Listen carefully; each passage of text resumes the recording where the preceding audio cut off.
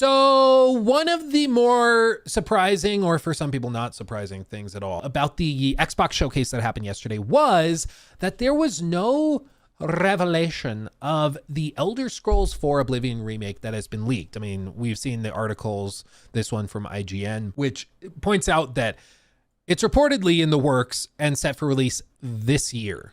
And this is after a handful of leaks that have corroborated each other. So there was notably it's not even really a leak. It was a document that was published as part of like the FTC hearings over the Microsoft acquisition of Activision Blizzard.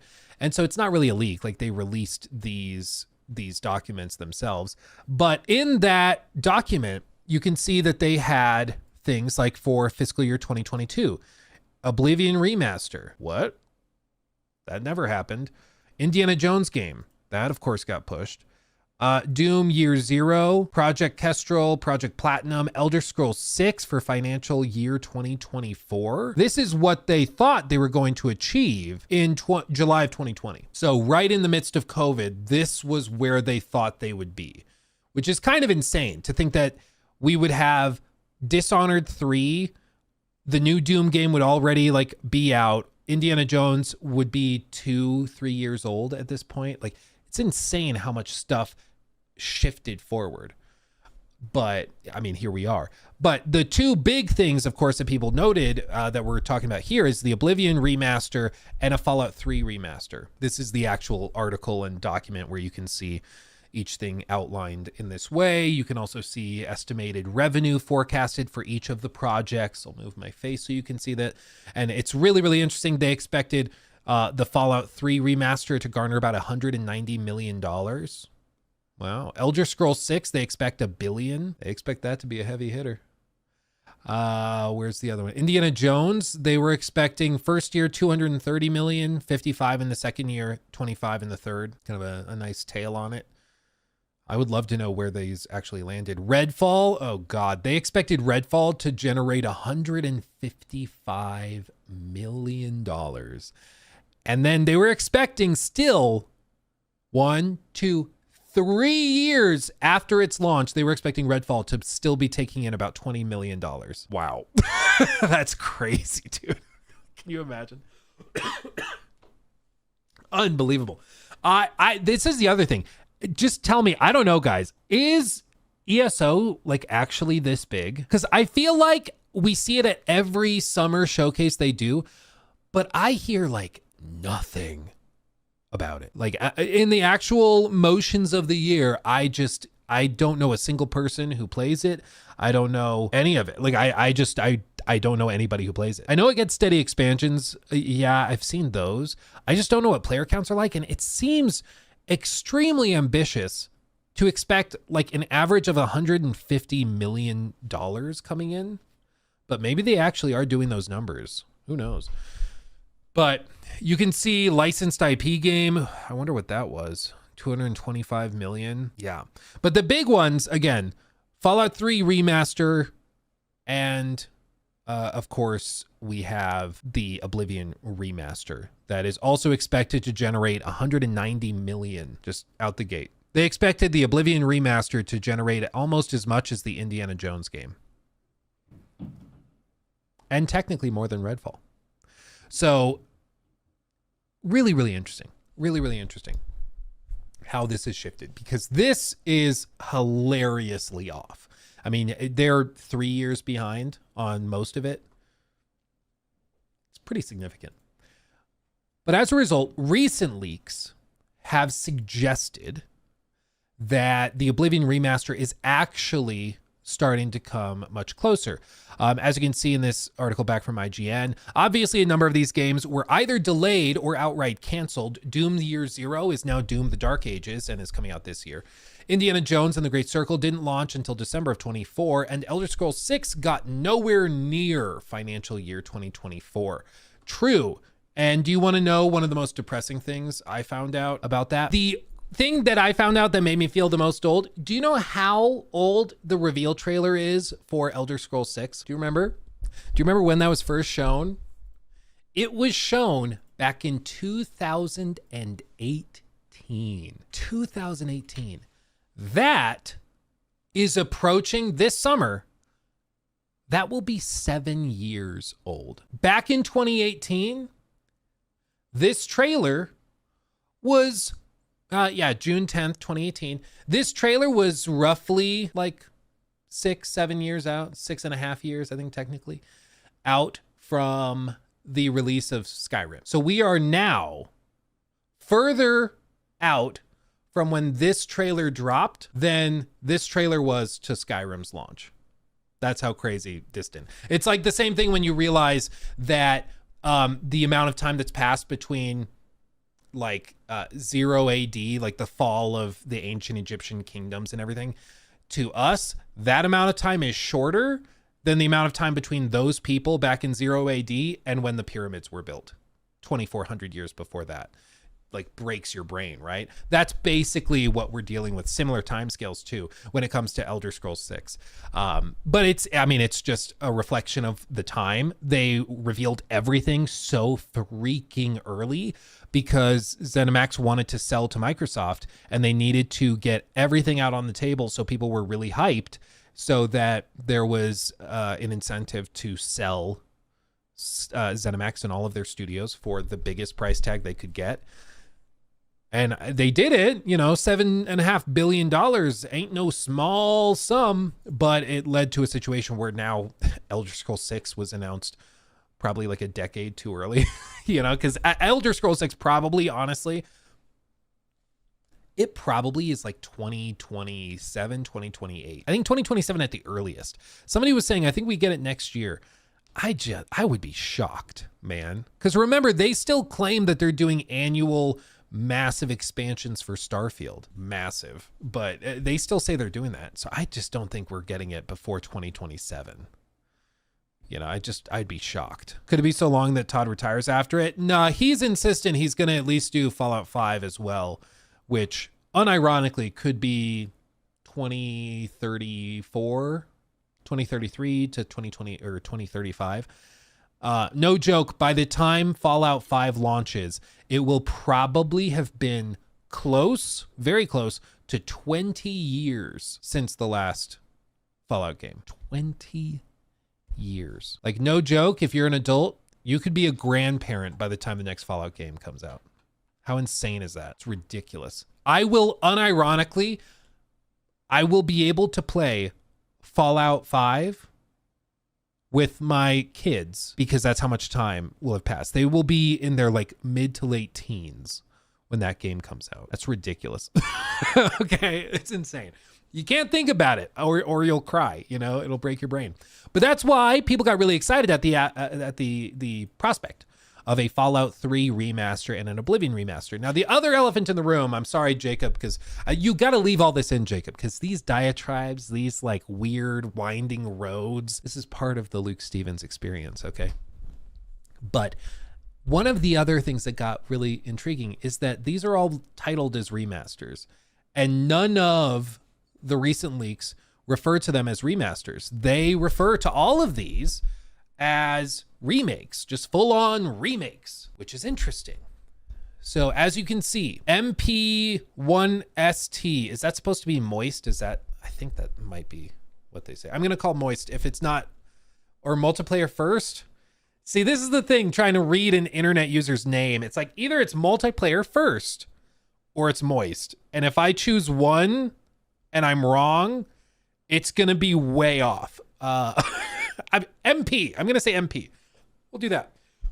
So MP first reported details for the unannounced game were accidentally released by a former employee, video game support studio Virtuous. Microsoft declined to comment when contacted by IGN. This is one of those things where silence says a lot. Says a lot. You guys are right. Moist. I'm going to just call him Moist. I think you're right. So according to Moist, Virtuos has made Bethesda's much-loved open-world role-playing game using Unreal Engine 5, which suggests a significant rework rather than a more straightforward remaster. Gameplay changes were allegedly detailed, including tweaks to stamina, sneaking, blocking, archery, hit reaction, and even the heads-up display. As reported by Moist, blocking was changed with action games and Souls-likes in mind because the original system was too, quote, boring and, quote, frustrating. Sneak icons are now allegedly highlighted with damage calculation revamped. The knockdown comes from stamina being depleted, is reportedly harder to trigger, and the HUD was redesigned to make it easier to understand. Elsewhere, hit reactions were added to make response clearer, and archery was reportedly modernized in both first and third person perspectives, which all of those sound like significant improvements and enhancements. And recent leaks and rumors suggest that this comes in 2025. It comes later this year. Now, with the Xbox showcase, the developer direct, I should say, that happened yesterday, a lot of people were expecting to see something about this Oblivion remake. Just something. I mean, they had this big mysterious game that they showed at the outset. Where's the splash screen? Yeah, this right here, where they were like, ooh, please stand by. Some secret announcement is expected. Turns out it's Ninja Gaiden, which is in its own right a massive announcement. I mean, that's huge. Also, just for Xbox specifically, to have such a close relationship with Platinum Games and Team Ninja, like the idea of that happening 3-4 years ago was insane. And now they're making an active effort to reach out to these Eastern developers and stuff. It's really, really impressive, because that's always been a massive hole in the Xbox lineup, are JRPGs and these Japanese and Korean action games. And, you know, it's just now they're actually taking steps to fill out that side of their catalog. But after that was revealed, there was no mention of an Oblivion remake or remaster. It just, you know, they focused on other stuff, Expedition 33, which looks phenomenal. I'm very excited, in the words of Borat, much excited for this game. I'm so excited. So they focused on other very good stuff. But the other big takeaway for me that was very surprising was the release dates. All of these, except for Ninja Gaiden, which is, you know, they're publishing it. Their core games, they're also like Expedition 33 is not exclusive either, but you get what I mean. Like these big games on Game Pass are coming early April, mid to late April, mid-May. And so they took everything, like these big heavy hitters, a lot of which, like I expected Doom to be this fall. I expected Expedition 33 to be like December. I thought South of Midnight probably early, but I if you asked me 6 months ago where these would land, I would not have guessed they'd be landing basically within like a month and a half of each other. And that suggests that Xbox also has some more tricks up their sleeve for later in the year. Because what's one of the other things we found out in the FTC hearings? We got to see emails from Phil Spencer to the rest of his team at ZeniMax, Bethesda Softworks, at all of these different groups. And those guys, or those emails, very specifically showed Phil Spencer kind of berating them for not accurately reporting release dates. And the reason he was frustrated by that, not just for budgetary reasons, because they would have to delay it and that would cost more, but also just because he's like, we have basically now a year where we have nothing coming out. I think was it 2022 where they had basically nothing? He's like, this is a major problem and we're not going to do this again. We need to have a steady release of games. We need to have a steady drip every month or two. Something has to be coming out, and we need to be accurate about when we say our games are coming out. We need to be serious, accurately evaluate it, talk with your QA teams, and get an accurate estimate. Because I swear to God, if we have to delay something again for a year, I will be livid, which is a totally fair frustration to have when you're running a like massive multi-billion-dollar business like this. With that in mind, to see them releasing these games so close together, I think suggests two things. Number one, they're terrified of GTA 6. They don't want anything near it because that's just going to cannibalize everybody's spending and everybody's time. So they're like, give it some time earlier in the year because GTA 6 is definitely not coming in May. So we'll just let it have its own, breathing room. That's number one. The second thing I think it suggests is that they have other stuff that they consider to be more, would the term be less elastic demand that's coming later this year. And all I mean by that is that they are probably expecting the Oblivion remake. I don't think that performance is going to go up or down, whether it's close to GTA 6 or not, because the people that are going to be playing that are people buying it for nostalgia's sake, primarily, I would guess. And so I think that for those people, and like the other pieces, I don't think that it's going to do ridiculous numbers. I mean, maybe the first few days, but I don't expect it to like be a 10 million unit seller, right? So I think that that lowers the pressure for them and makes it so it could go close to a GTA 6 or another massive AAA game, and that's not that big of a deal. Like if the Oblivion Remake is launching the week before Ghost of Yotei, I think that's okay. I don't think it'll matter that much, and I think they know that too. So with that, I mean, it suggests that they have games still coming later in the year that are less sensitive to disruption from other big AAA games.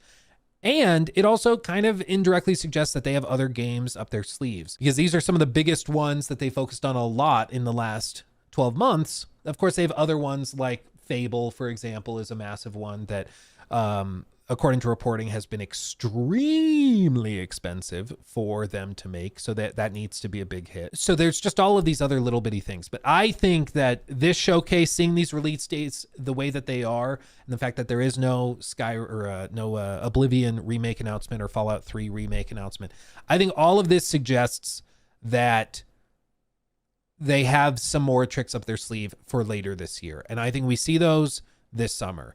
Last summer's showcase was insane, as I'm sure you remember. They had a ton of stuff, and Sony basically didn't compete at all. I don't think they even had a showcase, did they? I don't even remember if they had a showcase, which I think, demonstrates that it wasn't that remarkable.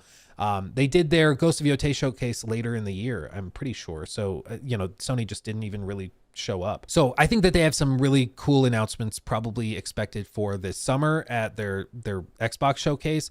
And as a result, like, I think that the Oblivion remake and probably a Fallout 3 remake are all probably something we could expect to see at that time. Because they're not going to show up with just nothing for this summer. They want to continue building the hype and excitement. But I think this was the biggest surprise. I mean, Doom looking great, not really a surprise. Expedition 33 somehow looking even better than it did before. That was a pleasant surprise. But the biggest surprise is the release dates being so close together. People were saying in chat, there's not going to be a lot of like cannibalization. That's true. I don't think like South of Midnight players are probably going to have a lot of crossover with Doom players. Some people just like playing everything that they can get their hands on, sure. But I don't think there's a lot of crossover between the core audiences of each of these games, which is why they can get away with it on a service like Game Pass. But I do think we're still getting the Oblivion remake later this year. The Fallout 3 remake, maybe. But that's the other piece of this that I'm so interested in, is going to be like how it looks and how it runs. Because Bethesda's making Elder Scrolls 6. There's no doubt about it. I mean, they are. And they're using Creation Engine 2 again. Very specifically, they said Creation Engine 2. So it's going to be the same tools that they built Starfield in. So expect it to probably have a couple of bells and whistles tweaked and added here and there. But it's going to basically look and run like Starfield.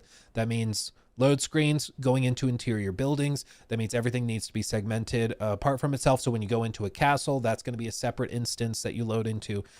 That's what it's going to be built around. If they are really truly building Oblivion from the ground up, remaking it, that would to me suggest that you could have a totally seamless open world, and you could reasonably get into a situation where like the remake for Oblivion and the remake for Fallout 3 look and run way better than the cutting edge AAA game that BGS is putting out, which would be really, really interesting. Because again, as you saw in those documents, they expect Elder Scrolls 6 to make $1 billion. At least they did back in 2020. That's no small feat.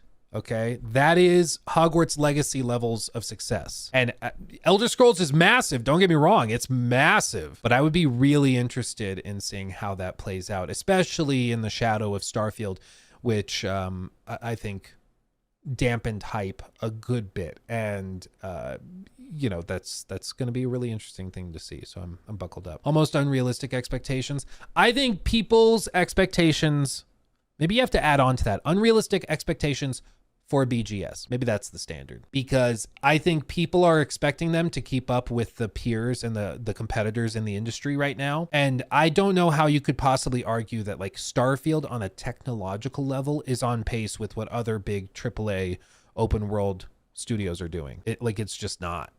And with Elder Scrolls 6, I think it's going to be even more pronounced. So we'll see. But to go back to the earlier question that you guys asked, like 30 minutes ago or whatever it was. What about the Oblivion remake? I think we see it this summer. I think it still is coming, probably September-ish. I think that's a good time for it. Some people were saying maybe we see it March 20th because that's the release date originally. Maybe they do like a teaser on that day. Maybe they do another showcase. I'd be surprised at that because I think they've got something big or a few big things, and I think that they should just wait until the summer and once again try to dominate the summer news cycle. You'll be going head to head with like Nintendo, who almost certainly will have a lot of stuff. It's expected that the Switch 2 launches in June probably, but Xbox versus Nintendo is a very different game than Xbox versus PlayStation. PlayStation might have some stuff, a deeper look at the Naughty Dog game Intergalactic. It took me a while to think of it. So we might see something like that. We'll see, Ghost of Yotei. We'll see maybe something from the Gorilla game. We'll see Fair Game $. So they'll probably have some stuff, I would guess. But I think that Xbox has a ridiculous amount of games that they could throw out there, which is going to be really interesting. But the year is already jam-packed. And just 2 weeks ago, not even two, just a week ago, we were like, there's a big hole in like April and May. I wonder what's going to fill it. Looks like, maybe the Switch 2? No, that's looking more like June. And then Xbox just comes in here and is like, yeah, we're going to put 3 big AAA games in there. Have fun. It's like, Jesus, dude. Man. But time will tell. But I do think we see Oblivion Remake this year. Fallout 3 Remake, they might save for next year, depending on where it is and what stage it's at. It also could have been canceled. That's the other thing. We haven't heard the same amount of stuff about the Fallout 3 remake as we've heard about the Oblivion remake, but again, time will tell. Yeah, and Gears either. Oh God, there's so much, dude. There's so much. Prep your wallets, man. Prep your wallets.